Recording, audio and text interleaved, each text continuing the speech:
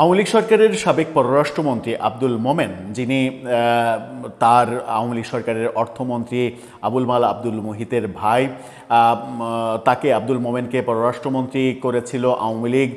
তিনি এখন পশ্চিমা একটা দেশে অবস্থান করছেন, চলে গেছেন। বাংলাদেশে হাসিনা সরকার পতনের পরে একটা বড় সময় পরে তিনি বিদেশে যেতে সমর্থ হয়েছিলেন। কিভাবে, কাদের সহায়তায় তিনি গিয়েছিলেন সেই তথ্য তিনি না বললেও গণমাধ্যমে অনেক কথা বলেছিলেন। এবার তিনি রীতিমতো বোমা ফাটালেন আওয়ামী লীগ সরকারের বিপক্ষে। যে কথাগুলো শেখ হাসিনার বিপক্ষেও চলে যায়, আওয়ামী লীগ সরকারের বিপক্ষে চলে যায় এবং আওয়ামী লীগ সরকারের নানা ধরনের ব্যর্থতা উঠে আসে তার এই বক্তব্যের মাধ্যমে। তাহলে কি আব্দুল মোমেন আর আওয়ামী লীগ কন্টিনিউ করতে চাচ্ছেন না? তিনি আওয়ামী লীগের যে সকল দুর্বলতার কথা কিংবা ভুলের কথা কিংবা অপরাধের কথা সামনে নিয়ে আসলেন একটি বক্তব্যে, একটি সাক্ষাৎকারে, সেটা আওয়ামী লীগের জন্য বেশ বিপজ্জনক। অবশ্য একদিক থেকে, পজিটিভ দিক থেকে যদি আওয়ামী লীগের নেতাকর্মীরা ভাবে, তাহলে তাদের জন্য এটা সুখকর হতে পারে যদি তারা অতীতের ভুল থেকে শিক্ষা নিয়ে সামনের দিকে অগ্রসর হতে চায়। কিন্তু আওয়ামী লীগ শুধু নয়, যে কোনো দলের বাংলাদেশের রাজনীতি যারা করেন তারা কেউই আসলে সমালোচনা সহ্য করতে চান না, সমালোচনা গ্রহণ করতে চান না। তারা মনে করেন যে চাটুকারিতা যারা করবে, তেল যারা মারবে, তারাই সব থেকে বেশি আপনজন, তারাই বেশি উপকার করে। কিন্তু তারাই যে সব থেকে বেশি ধ্বংস করে, ক্ষতি করে এবং ধ্বংসের একেবারে নিম্ন স্তরে পৌঁছে দেয়, সেটা কিন্তু আওয়ামী লীগের পতনের মধ্য দিয়ে আমরা টের পেয়েছি। প্রকৃত যারা সমালোচক কিংবা যারা প্রকৃত অবস্থা উপলব্ধি করতে পেরেছেন, তাদের কোনো কথাই আওয়ামী লীগের শীর্ষ মহল থেকে শোনা হয়নি। এবং এই আব্দুল মোমেন যেটা বলেছেন যে আওয়ামী লীগের নেতারা চাঁদাবাজিতে ব্যস্ত ছিল, অন্যদিকে প্রধানমন্ত্রীর সঙ্গে এমনকি মন্ত্রীদেরও একটা দূরত্ব তৈরি করা হয়েছিল এবং এই দূরত্ব তৈরি হয়েছিল মূলত আমলাদের কারণে, যে আমলাদের দিয়ে প্রধানমন্ত্রী দেশ চালাতে চেয়েছিলেন।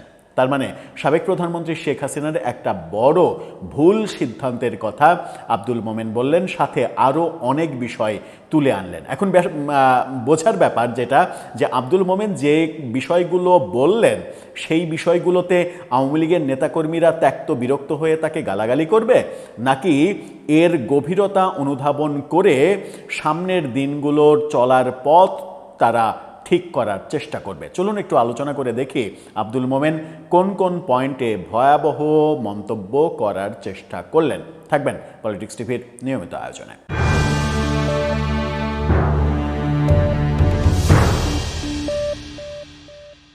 দর্শক, বলছিলাম আওয়ামী লীগের সাবেক পররাষ্ট্রমন্ত্রী আব্দুল মোমেনের কথা।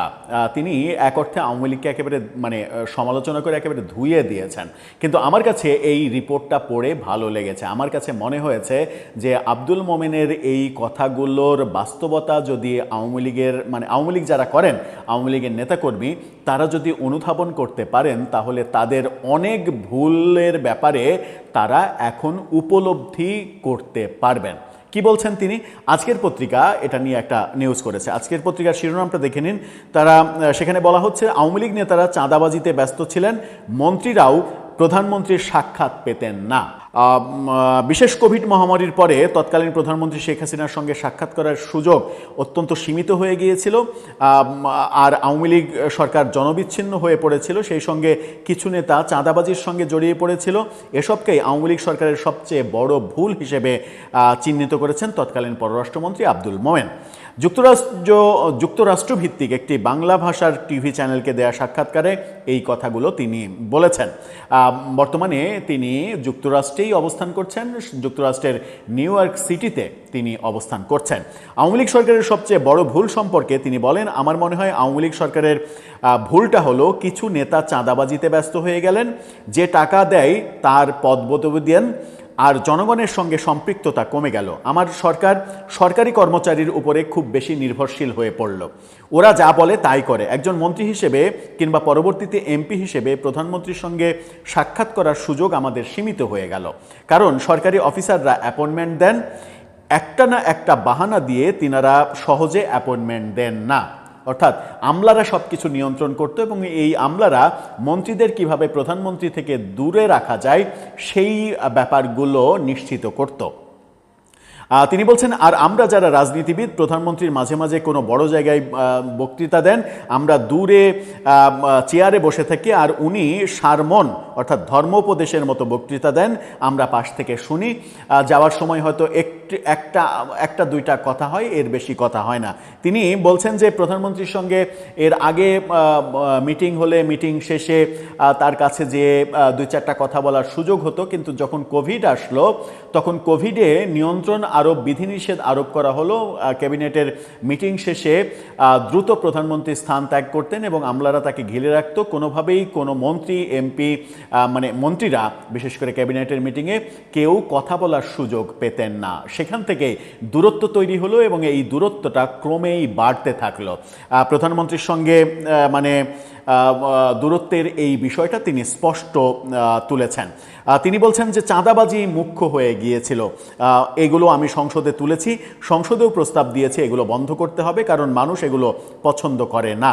কিন্তু আনফর্চুনেটলি আমার দলের নীতি নির্ধারক, আমি যেমন সংসদে বলেছি যে আমার সিলেট শহরে যে এয়ারপোর্ট হবে 3 বছরে, 3 বছর পার হয়ে গেছে, 10% বেশি কাজ হয়নি।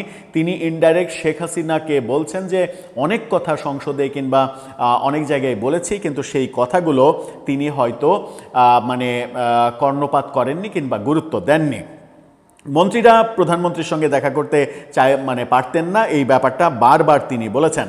কোটা সংস্কার আন্দোলন নিয়ে তিনি বলেছেন যে কোটা সংস্কারের এই ব্যাপারটা তিনি বলেছেন যে এই মুক্তিযোদ্ধার নাতিফাতি, এভাবেই তিনি বলেছেন যে মুক্তিযোদ্ধাদের নাতিফাতি এরা কেন কোটা পাবে, এই ব্যাপারে আমাদেরও আপত্তি ছিল এবং প্রধানমন্ত্রীও একমত ছিলেন। এরপরে ওই উকিল ফুকিল, এভাবে তিনি বলেছেন যে কিছু উকিল ফুকিল ব্যারিস্টার ফ্যারিস্টার তারা কোর্টে মামলা করে ব্যাপারটাকে আরও ঘোলাটে করে ফেললো, সেই কারণে এই কোটা আন্দোলনটা তীব্র আকার ধারণ করলো, এই ব্যাপারটা তিনি বলেছেন। তিনি বলেছেন যে এটা আসলে কোর্টের সিদ্ধান্ত নয়, এটা রাজনৈতিক সিদ্ধান্ত, রাজনৈতিকভাবেই মোকাবেলা করা উচিত ছিল, রাজনৈতিক সিদ্ধান্ত নেওয়া উচিত ছিল। তিনি প্রাসঙ্গিকভাবে আমেরিকার একটা উদাহরণ দিয়েছেন, বলেছেন যে একটা সময় কোর্টের একটা দীর্ঘ সময় জুড়ে কোর্ট যে ব্যাপারে হস্তক্ষেপ করেছে, তারপরে আমেরিকার একজন শাসক এসে সেটা রাজনৈতিক সিদ্ধান্ত নেওয়ার পরে কোর্ট কিন্তু আর এই ব্যাপারে সিদ্ধান্ত নেয়নি কিংবা সিদ্ধান্ত নেওয়ার সাহস দেখায়নি।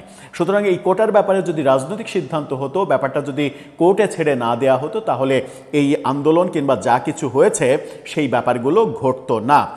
নেতাদের চাঁদাবাজির পাশাপাশি বড় বড় দুর্নীতির বিষয়ে প্রধানমন্ত্রীর দৃষ্টি আকর্ষণ করা গিয়েছিল কিনা এই প্রশ্নে তিনি বলেন, এই কালো টাকা সাদা করা সেসব নিয়ে আমি বলেছি, করাপশন নিয়ে, সরকারি কর্মচারীর যে ভরাডুবি করাপশন নিয়ে সেগুলো আমরা বলেছি। তিনি খুবই গুরুত্বপূর্ণ একটা কথা বলেছেন যে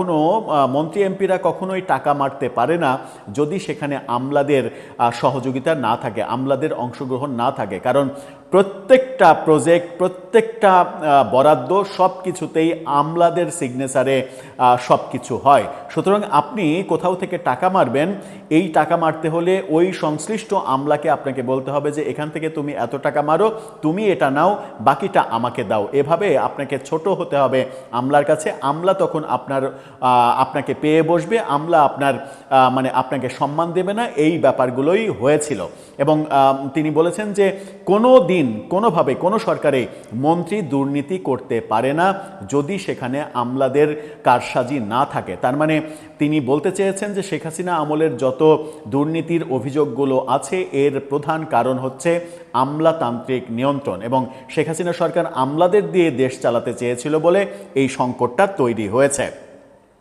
মন্ত্রিসভায় কাদের বেশি দুর্নীতিগ্রস্ত বলে মনে হয়েছে সেই প্রশ্নের উত্তরে তিনি এই আমলার প্রসঙ্গ বলেছেন। বেশ কয়েকটা পয়েন্ট আব্দুল মোমেনের এই সাক্ষাৎকারে উঠে এসেছে। মন্ত্রীদের দুর্নীতি, আমলাদের দিয়ে আমলাদের সেখানে অংশগ্রহণ, আমলাদের সাপোর্ট ছাড়া এটা সম্ভব নয়, আমলাদের দিয়ে দেশ চালানো, আমলারা মন্ত্রীদের সঙ্গে প্রধানমন্ত্রীর একটা দূরত্ব তৈরি করেছিল, এক শ্রেণীর নেতাকর্মীরা চাঁদাবাজিতে ব্যস্ত হয়ে পড়েছিল, সেই কথাগুলো কোনোভাবেই প্রধানমন্ত্রীর কাছে পৌঁছানো যায়নি, এক ধরনের প্রধানমন্ত্রীর চারপাশে একটা সার্কেল, একটা ব্যারিয়ার তৈরি করা হয়েছিল। এই ব্যাপারগুলো তিনি তুলে ধরার চেষ্টা করেছেন এবং গুরুত্বপূর্ণ এই কোটা আন্দোলন, 24-এর যে আন্দোলন, সেই প্রসঙ্গে তিনি একেবারে ভেতরের তথ্যটা বলেছেন যে এমনকি প্রধানমন্ত্রীও চাইতেন না যে মুক্তিযোদ্ধার ছেলে মেয়ের পরে নাতি ফাতি এরা কোটা পাক সেটা তিনি বাতিল করতে চেয়েছেন, কিন্তু পরবর্তীতে এই উকিল ফুকিল কারা কোর্টে মামলা করে ব্যাপারটা আরও মানে খুবই ঝামেলার মধ্যে ফেলে দেয়। যে সিদ্ধান্তটা রাজনৈতিক সিদ্ধান্ত হওয়ার কথা ছিল সেই সিদ্ধান্ত কোর্টে গিয়ে একটা গুবলেট পেকে যায় এবং পরবর্তীতে এই আন্দোলনটা দানা বেঁধে ওঠে। তারপরে চিত্র তো সবাই আমরা জানি।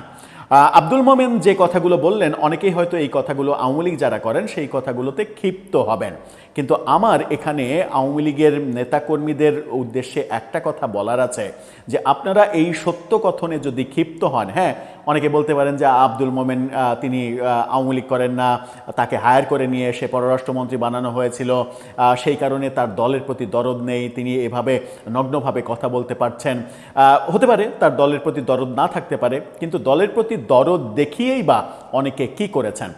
যদি সত্য কথনে আপনারা রাগান্বিত হন, যদি সত্য কথনে মনে করেন যে শেখ হাসিনার ভুল, মানে শেখ হাসিনা একজন অলি আল্লাহ, তার কোনো ভুল নেই, তার কোনো ভুল ধরা যাবে না, এই ধারণা যদি থেকে থাকে, শেখ হাসিনাও তো মানুষ, তার ভুল হবে, এটা খুব সহজভাবে যদি আপনারা মেনে নিতে শিখেন এবং তার ভুলগুলো থেকে তার এবং স্পেশালি তার তো না, তার সরকারের, মানে যেটাই হোক তার সরকারের এবং মানে একক নেতৃত্বের ব্যাপার যেহেতু তৈরি হয়েছিল, সেহেতু কখনো কখনো এটা তো বলাই যায় যে তার নির্দেশেই সব কিছু হতো। বাংলাদেশে এমন কোনো ঘটনা ঘটতো না যেখানে তার অনুমতি ছাড়া সেই ব্যাপারগুলো হতো। এরকম একটা পরিবেশ তৈরি হয়ে গিয়েছিল কিন্তু আওয়ামী লীগের সময়। সুতরাং যে ভুল এবং যে অপরাধ, সেই ভুল এবং অপরাধগুলোর দায় তাকে বেশিরভাগ নিতে হবে, এটাই স্বাভাবিক। তো যদি ভুল থেকে থাকে সেই ভুলগুলো সংশোধন করেই তো আপনাদেরকে আগামীর দিনে পথ চলতে হবে। এখন আব্দুল মোমিনের কথায় যদি আপনারা মনে করেন যে আব্দুল মোমিন এই বেটা গালাগালি এটা ওটা করেন, সেটা কতটা অনুচিত হবে, নাকি সেটাই মানে ওয়াইজ ডিসিশন হবে যে তার কথাগুলো গভীরভাবে উপলব্ধি করে সেখান থেকে যদি ভুল সংশোধনের কোনো ব্যাপার থাকে সেই ভুল সংশোধন করে সামনের দিকে এগোনোর ব্যাপারটা যদি ভাবেন, তাহলে বোধহয় আপনাদের ফিরে আসাটা অনেক বেশি সহজতর হতে পারে। দর্শক, আপনার কি মনে হয় জানিয়ে লিখতে পারেন আমাদের কমেন্ট বক্সে।